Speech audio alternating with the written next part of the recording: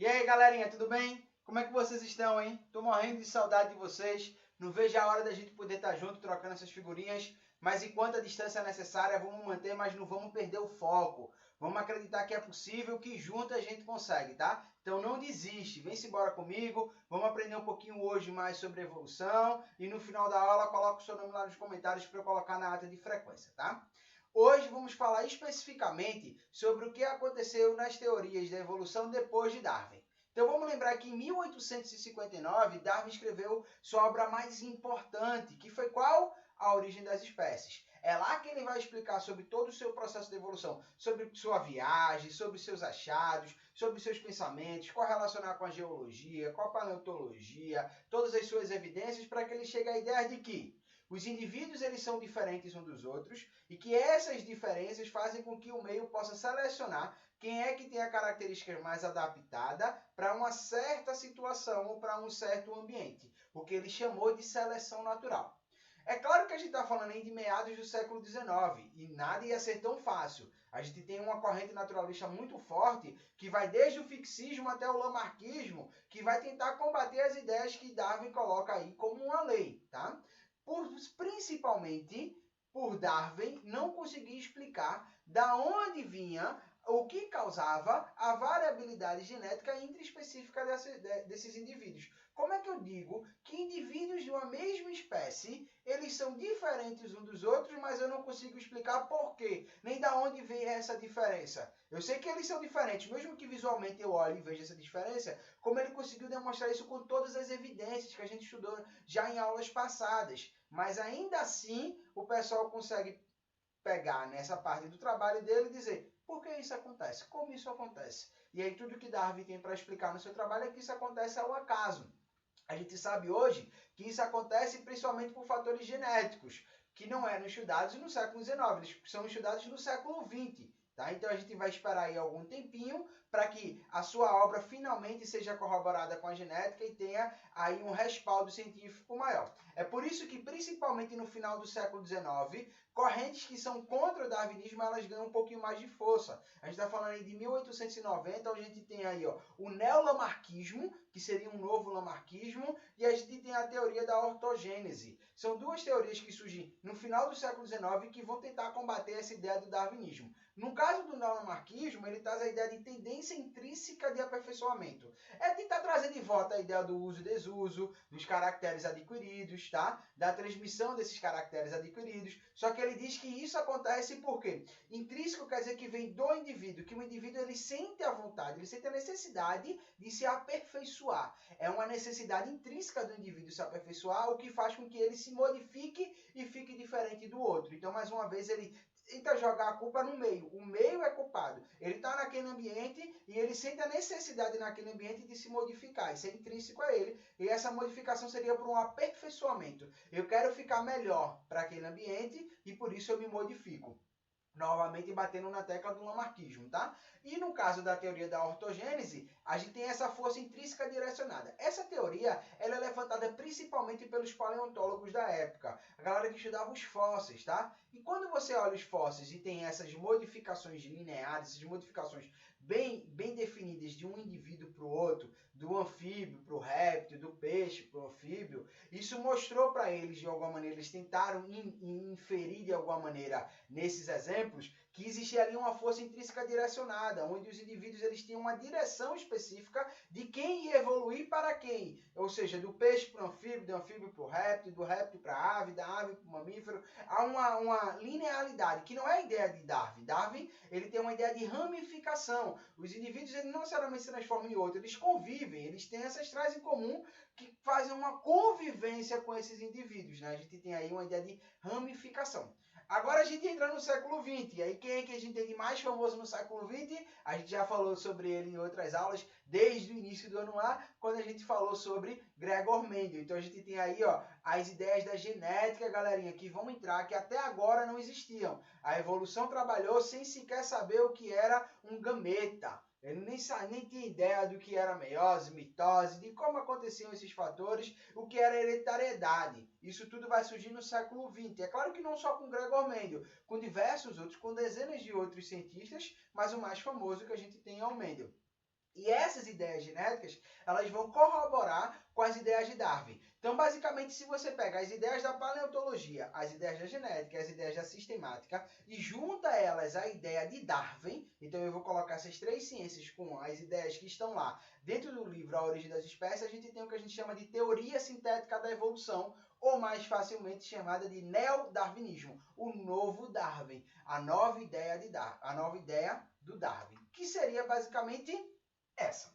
Olha, essa parte de variabilidade, seleção natural e adaptação, a gente já falou sobre elas. Os indivíduos, eles são diferentes, variabilidade. Os indivíduos sofrem uma escolha do meio de quem é mais adaptado e de quem é menos adaptado, seleção natural. E quem é que se sobressai? A adaptação. Quem tem adaptação sobrevive, quem não tem, deixa de existir ou diminui a sua frequência, fica em menor quantidade naquele ambiente. Essa é a ideia. O que a gente não sabia, o que na verdade Darwin não sabia explicar no livro dele, era como os indivíduos alcançavam essa variabilidade. E aí é onde entra principalmente a genética para explicar essa ideia aí. A genética vai dizer para a gente que os motivos dessa variabilidade existir são basicamente dois. Não são os únicos, mas são principalmente dois. A mutação e a recombinação gênica.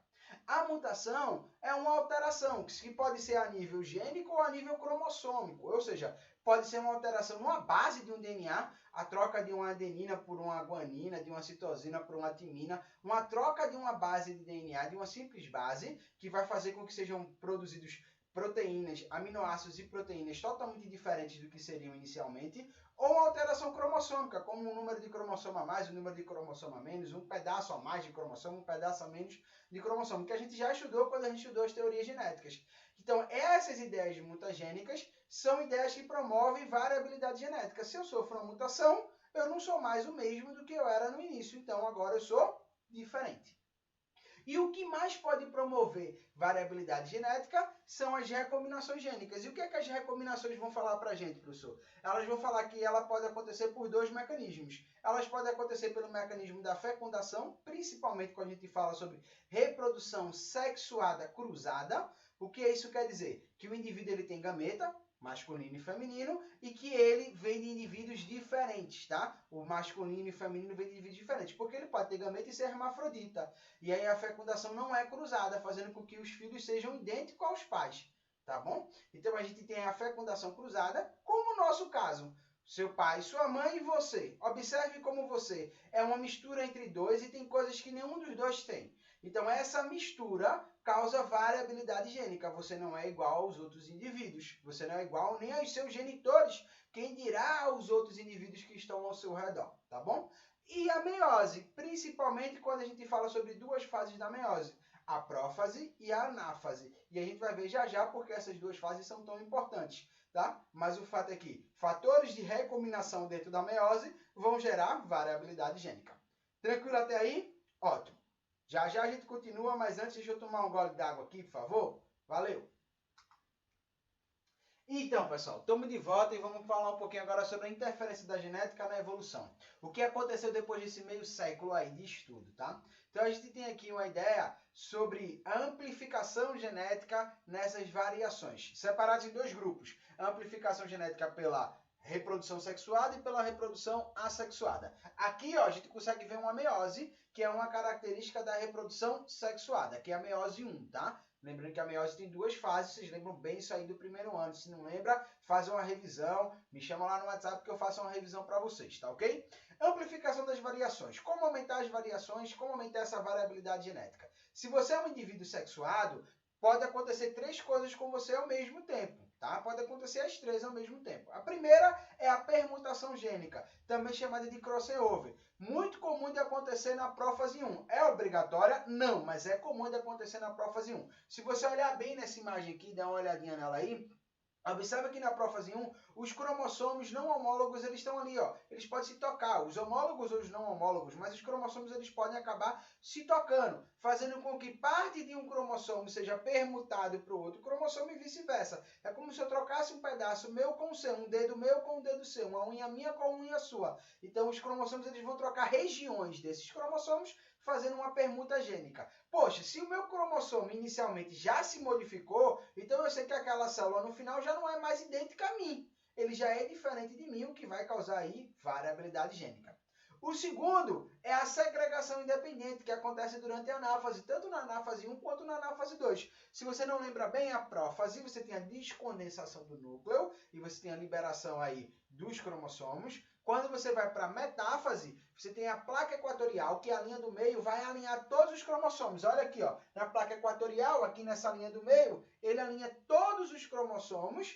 E aí na anáfase isso segrega metade para um polo, metade para o outro polo. Como essa segregação ela é aleatória, ela é independente, ela não tem a obrigatoriedade de puxar o cromossomo do pai para um lado e da mãe para o outro, ele pode puxar pai, mãe, mãe, mãe, pai. Isso aí é aleatório. Ele vai fazer isso ao acaso. De certa forma, Darwin não estava errado quando ele falava de acaso. Ele só não sabia explicar o acaso. Então, a segregação independente da anáfase também é um fator que gera variabilidade gênica se a reprodução for sexuada, tá? E por último, e não menos importante, é a própria fecundação. Ora, são centenas de milhares de espermatozoides para adentrar um ovócito. Poxa, olha a concorrência que ocorre aí. Cada espermatozoide é único, um é diferente do outro. Eles são lá diversos, porque eles sofreram permutação, porque eles sofreram segregação, fazendo com que essas células sejam diferentes uma das outras, para adentrar um ovócito. Então, quando ele entra nesse ovócito, essa combinação é uma combinação única. Então, a gente tem ali uma combinação com variabilidade gênica. Observe você. Você é uma mistura do seu pai com a sua mãe. Você nem é igual a um nem igual ao outro. Você é um híbrido, você é uma mistura e tem características novas também. Porque você pode ter sofrido permutação, porque você pode ter sofrido também mutação, tá? E essas modificações fazem com que o indivíduo seja diferente. Na reprodução sexuada, não é que a mutação não seja importante para não estar presente aqui. É porque só o fato da reprodução sexuada já ocorre variabilidade. Essa recombinação já promove variabilidade. Ela por si só já é importante, tá? Já para a reprodução assexuada, não. A mutação é muito mais importante, porque elas não têm essa recombinação. Então, essa mutação ela é muito importante para que os indivíduos fiquem diferentes uns dos outros. É tão importante que causa, por exemplo, nas bactérias, o que a gente chama de resistência das bactérias. As bactérias, as superbactérias, que são bactérias resistentes a quase todos os tipos de antibióticos que a gente, que foi mal, antibióticos que a gente conhece, tá? Então, essas mutações, elas vão ocasionar essa força aí para essas bactérias, né? Essa resistência para essas bactérias. Mas quando uma bactéria não sofre mutação, ela pode sofrer também um novo tipo de modificação, que é a conjugação. Também lá no primeiro ano vocês viram. Uma bactéria, ela se aproxima de outra bactéria e cria um canal no meio, chamado de pile sexual ou pelo sexual, por onde ela pode passar um plasmídio, que nada mais é do que um trecho de DNA circular que contém informações que a outra bactéria não tem, fazendo com que agora ela tenha uma informação gênica diferente e aí, portanto, sofrendo variabilidade genética, tá? Esses são fatores que estão diretamente interligados à recombinação ou à mutação que vão causar variabilidade e que provém da genética. Além desses fatores, a gente tem fatores que não envolvem diretamente nem a mutação, nem envolvem diretamente a recombinação, mas que mexem com a genética daquela população, que mexem com a frequência genética daquela população. Números de indivíduos dominantes para números de indivíduos recessivos, por exemplo, número de indivíduos homozigotos para número de indivíduos heterozigotos, que isso também vai causar variabilidade.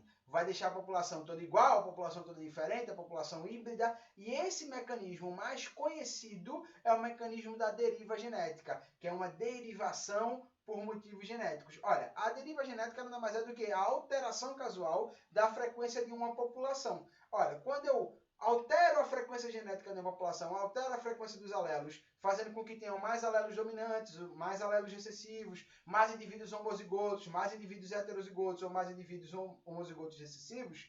Quando eu faço essa característica aí, eu estou fazendo uma deriva genética.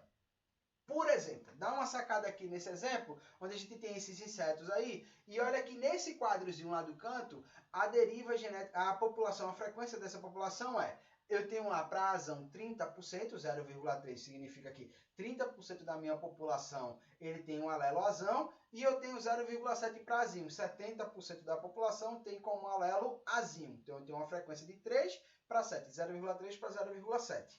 Devido a eventos aleatórios, que podem ser diversos, terremotos, tsunamis, tornados, inundações, queimadas, desastres ambientais, queimada, né? Falando de queimada, lembrei agora, o Brasil passa por isso, o que pode causar uma grande deriva genética. Então a gente tem aqui, ó, Devido a eventos que podem ser diversos, apenas esses que estão circulados conseguiram fecundar. Todos os outros não fecundaram. Por quê? Porque morreram, porque se isolaram, porque...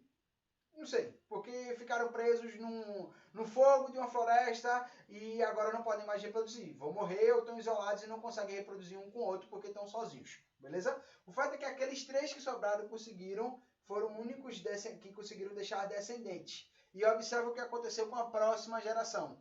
0% de azão e 100% de azinho. Todos os indivíduos dessa segunda geração, eles possuem o alelo azinho e não existe mais o alelo azão. Aconteceu aqui uma variabilidade, apesar de todos agora estarem iguais. Se eu comparar a população inicial, agora eles são diferentes. Então ocorreu aqui uma variabilidade gênica. Mas por qual motivo? Não foi por um motivo de mutação, não foi por um motivo de recombinação, foi por um motivo de deriva genética. E a deriva genética ela acontece quando tem uma alteração da frequência genética dos indivíduos. E essas alterações normalmente estão interligadas a distúrbios ambientais, seja eles causados pelo homem ou seja eles causados pela própria natureza. Esses distúrbios ambientais eles podem promover basicamente 2 tipos de evento. O evento do efeito fundador ou o evento do efeito cargalo. Vamos dar uma olhadinha em cada um desses, tá? Todos os 2 são derivas genéticas. A primeira deriva genética é o efeito fundador, tá? Como o próprio nome está dizendo, alguém vai fundar uma nova população.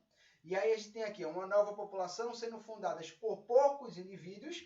Esses indivíduos que vão fundar essa população podem simplesmente fundá-la porque os outros morreram e só sobraram eles, ou podem fundá-la porque eles migraram. Eles simplesmente migraram de um ambiente para o outro e os outros ficaram para trás e eles ficaram sozinhos ali. Essa migração pode acontecer por um motivo que eles quiseram sair da população ou por um motivo ambiental. Por exemplo, no caso das joaninhas, pode bater um vento, levando ela de uma região para outra região. Ela pegou uma corrente de ar e ela foi para longe de toda a população. E agora ela vai viver isolada naquela região. E aí, nesse caso, ela migrou, tá bom?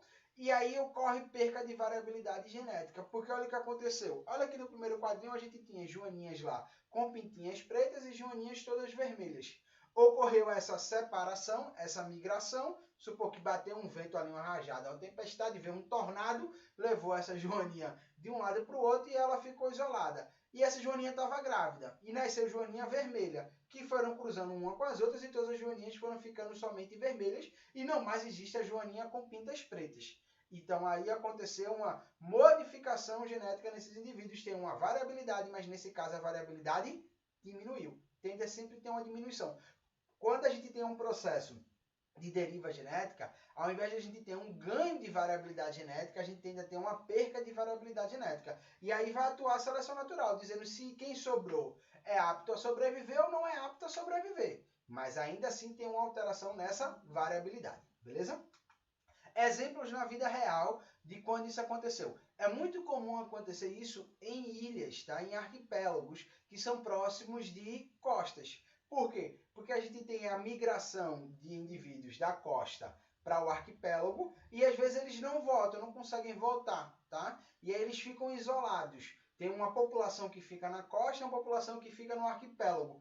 E como essa população que fica no arquipélago é menor do que a população da costa, tende a ter uma diferenciação, tende a ter um caminho só. Eles vão ficar todos iguaizinhos àquele pequeno grupo que conseguiu viajar até o arquipélago. E quem não conseguiu viajar, que é a grande maioria que está na costa, eles conseguem ter uma grande variabilidade gênica. Isso aconteceu, por exemplo, com os tentilhões da ilha de Galápagos, que foram observados por Darwin. Ele só não explicou dessa maneira, mas ele conseguiu observar. E como exemplo do ser humano, por exemplo, a gente tem essa sociedade. Eu já vi muito essa sociedade em filmes, não sei se vocês já viram, tá? Eu não sei pronunciar muito, mas Amish, eu acho que é assim que eles se chamam. Que é uma fundação religiosa, tá? Que teve origem na Europa, mas que eles se fundaram na América do Norte, né? Nos Estados Unidos e no Canadá, principalmente nos Estados Unidos. Ele data mais ou menos do século XVIII, onde pequenos grupos, pequenos casais, não eram muitos casais, pequenos grupos de casais se mudam para essas regiões e fundam sua colônia, e eles têm suas leis religiosas, ele tem suas crenças, ele tem o seu grupo fechado e eles meio que impedem com que outras culturas e outras populações possam cruzar com eles, fazendo com que aqueles casais iniciais, o casal fundador, eles começam a ter filhos, e esses filhos dos filhos vão tendo filhos, e eles vão cruzando entre si, tá? E isso aí diminui a variabilidade gênica, faz com que eles tenham uma diminuição. Imagina que poucos casais hoje formaram uma população de aproximadamente 300 mil pessoas, onde inicialmente no século XVIII eram alguns casais, hoje são 300 mil pessoas, o que formariam 150 mil casais. Então a gente tem aí um grande aumento nessa população, mas que veio de um pequeno número, porque eles não se permitem o cruzamento com pessoas de fora dessa cultura, tá? E qual é a consequência disso? Aproximadamente hoje 30% da população desse grupo tem uma frequência alélica homozigótica que leva ao nanismo, são nanicos, e a polidactilia, ter um dedo a mais. E por que aumentou tanto? Pô, polidactilia é uma coisa que não é tão comum, tá? A gente tem 5 dedos, poucas pessoas que você conhece têm 6 dedos, mas na frequência lá é de 30%, tá ok? Então 30% da população tem 6 dedos, e 30% da população tem nanismo, ou seja, não cresce tanto quanto o habitual. E aí, por que isso acontece? Porque a gente teve uma deriva genética, defeito fundador, um pequeno grupo decidiu cruzar entre si, e esse grupo foi cruzando entre si, fazendo com que a frequência genética fosse diminuindo. E aí a gente tem perca de variabilidade genética, a seleção natural vai atuar lá em cima, beleza? E quando é que eu tenho um efeito gargalo? O efeito gargalo ele acontece quando eu tenho mudanças ambientais muito bruscas, muito rápidas, que eu não consigo evitar com que ela aconteça. Por exemplo, uma queimada, um terremoto, um tsunami, coisas que vão matar um grande número de indivíduos de uma única vez, deixando um pequeno grupo, um desmatamento. Então, quando você tem mudanças ambientais muito bruscas, muito rápidas, uma era do gelo, por exemplo, quando tem um degelo, então essas modificações ambientais, elas acabam causando um efeito gargalo. Nesse caso, tem uma redução do tamanho da população e quem sobra precisa reproduzir. Então, observa aqui, ó, nessa primeira garrafa lá no canto, como ela é bem coloridinha, amarelo com azul, amarelo com azul. Para mim, amarelo é azul, tá? Se for outra cor, tudo bem. Amarelo com azul. E aí, de repente, você tem um evento lá em que você só vai deixar sobreviver 10 indivíduos. Então, você vira essa garrafa, as 10 primeiras bolinhas que cair, você para. Todos os outros indivíduos morreram.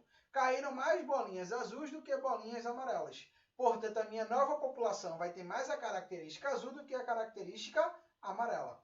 Um exemplo real disso aqui acontece com o elefante marinho do norte. Tá? O elefante marinho do norte, até o século XIX, ele foi extremamente caçado pelo ser humano. Por qual motivo? Por um motivo torpe, por um motivo idiota, porque o ser humano gosta de caçar os outros animais. Matar, pronto. Mataram tanto, mas mataram tanto esse animal na América do Norte que simplesmente chegou-se a um total da população de 20 indivíduos. Você imagina eu matar uma população quase que completa e só sobrar 20 indivíduos. Essa população, quando diminuiu, aí se sancionou uma lei onde era proibido matar o leão marinho do norte. Então, turma desistiu, não vou mais matar. O que é que acontece? Sobra 20, esses 20 começam a reproduzir entre si, reproduzir entre si, reproduzir entre si, e hoje são aproximadamente, ao invés de 20 indivíduos, 30 mil indivíduos. Só que esses 30 mil indivíduos vieram todos de 20 indivíduos, fazendo com que a frequência gênica, o que, pessoal? Diminua. Então, eles são muito parecidos, e quando a seleção natural atuar lá, todos vão tender a ter a mesma característica, porque eles são muito semelhantes uns aos outros. Beleza? Essa era a ideia da aula de hoje. Na aula da semana que vem a gente vai falar um pouquinho sobre especiação, como a partir dessas características eu consigo formar uma nova espécie, e eu espero que você possa estar aqui comigo. Saudades de vocês e até a próxima. Tchau, tchau, gente!